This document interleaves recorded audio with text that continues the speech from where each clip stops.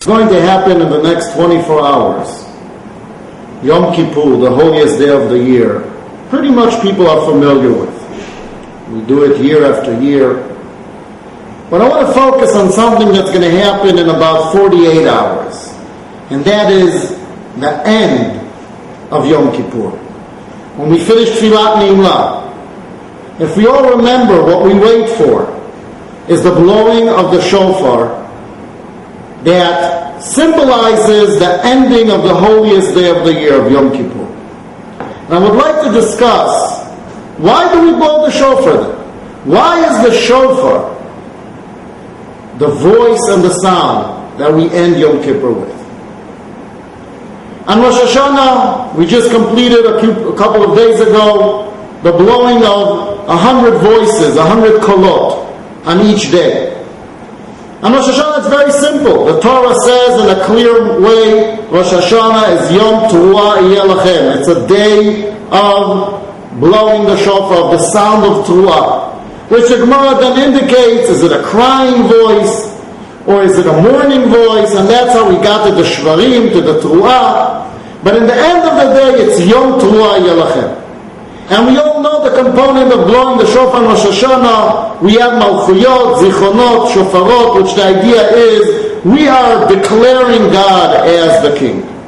That's what we're doing in Rosh Hashanah. And the voice of the shofar in the world of God, that's how He wanted us to declare Him as King. But why again? Why, when we end Yom Kippur, we already appointed God as the King? Yom Kippur is a day of forgiveness. It's not the day where we're focusing on Hamlachat HaKadosh Baruch Hu. It's a day where we're coming and we're actually confessing to God, trying to become better people. Why shofar? What is the idea of ending Yom Kippur with the shofar? In order to understand this question, and to give us a whole different outlook, not just on Yom Kippur, but actually what happens a minute after Yom Kippur, what it means to be a Jew, in our days and in every day, is that sound of the shofar. Let's look historically at two times that Am Yisrael experienced the blowing of the shofar, not related to Rosh Hashanah. One is, both of them pretty famous. One is Kabbalat HaTorah, Ma'amad Har Sinai, when we reserved the Torah, when we accepted the Torah on Har Sinai. There were sounds of shofar, very loud sounds of shofar, as the Torah indicates.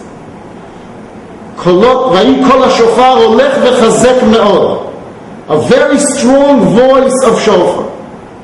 The second time we find the shofar is at the Akedah, when Avram goes to sacrifice his son Yitzchak. And instead of sacrificing Yitzchak and then he sacrifices a ram, where over there's the shofar of the ram.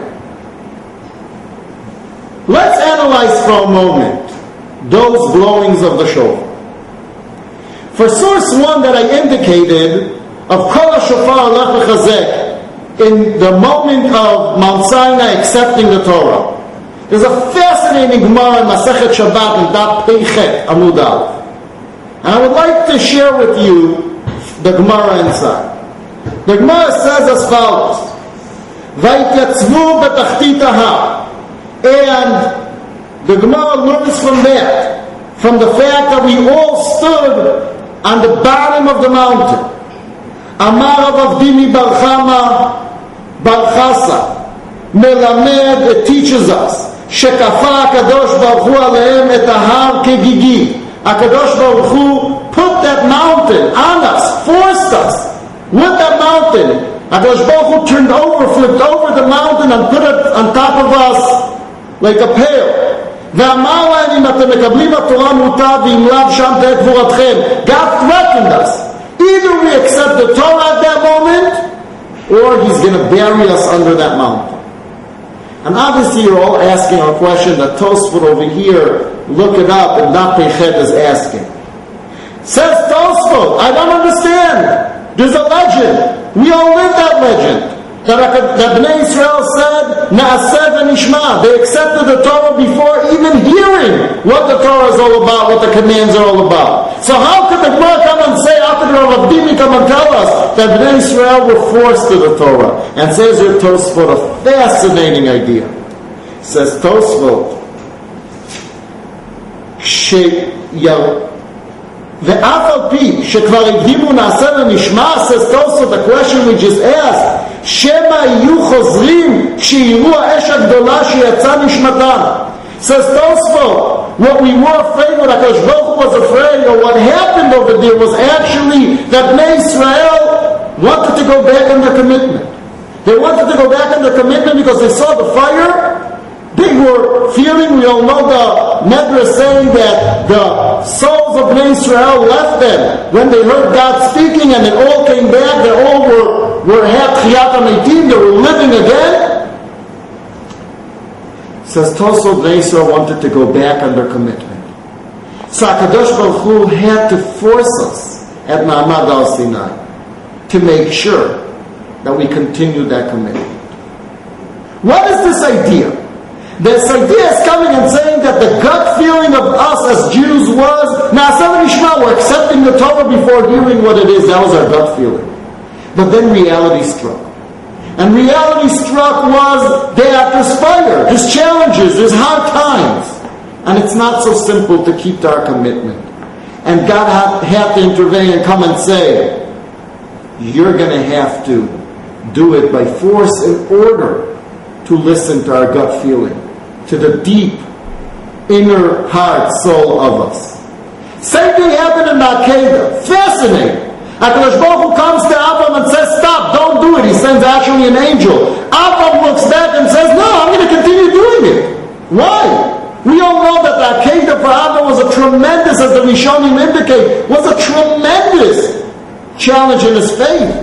God told him you're going to have a big nation. His only child, if he sacrifices it. Why didn't Avram stand up? Why didn't he scream back to God and say no? The same way he did with Sodom. Avram and the Akedah did not scream back and actually stopped the Akedah only when God himself came and spoke to him to stop.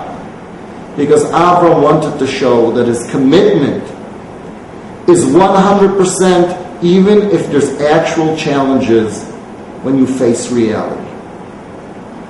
That's the idea that we find in Shofar and Har Sinai and in the Akedah. We live a life of challenges. We want to commit. We want to keep Torah and Mitzvot 100%. But the reality each time challenges us again and again. The idea of those shofarot and those two incidents are that we are committed. Sometimes God needs to force us for that commitment. But we are committed to do it.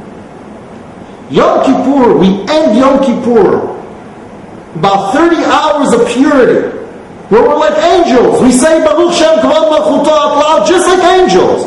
We're not challenged with reality. We're not challenged with the world. We're not part of the world during the 30 days. We don't eat. We don't drink. We're not engaged. We behave like angels. That's not natural. That's not normal. That's not what God wants. God wants human beings involved in the world, maintaining the Torah. So when we end this day of purity, we take that sound of shofar and say, we're going to now translate Yom Kippur into the day-to-day life. What does it mean into day-to-day life? We're going to go out and build our sukkot. We're going to go out to the public. We're going to open up our doors. We're going to live our life. We're not going to just sit in closed, sealed places where we cannot face the world. We go out to the sukkah. We're out there. The message of the shofar is, we are committed, and we could actually take our ideal life into the reality of the world. And where is the highest place you could do that, if not like in Eretz Yisrael? What's the idea of Eretz Yisrael? What's the idea of religious Zionism? What's the idea of a Hesder Yeshiva? What's the idea of all of our commitment to this state of Israel? Is that we take the reality of the Torah, the ideal life, of the Torah, and face it into the reality of day-to-day life. Rav Kook said that the state of Israel without seeing it yet, when he just spoke about the idea, should be Kiseh Hashem in the world, the throne of God in the world. Because living a Jewish state, living Torah in the state of Israel, is us standing up and declaring that we could face the ideal world into reality. And Bezrat Hashem, this year of Tafshin Ayin Bet, we will take Yom Kippur with us for the rest of the year and maintain the level of Yom Kippur in a day-to-day life. Gmar Chatima Tova.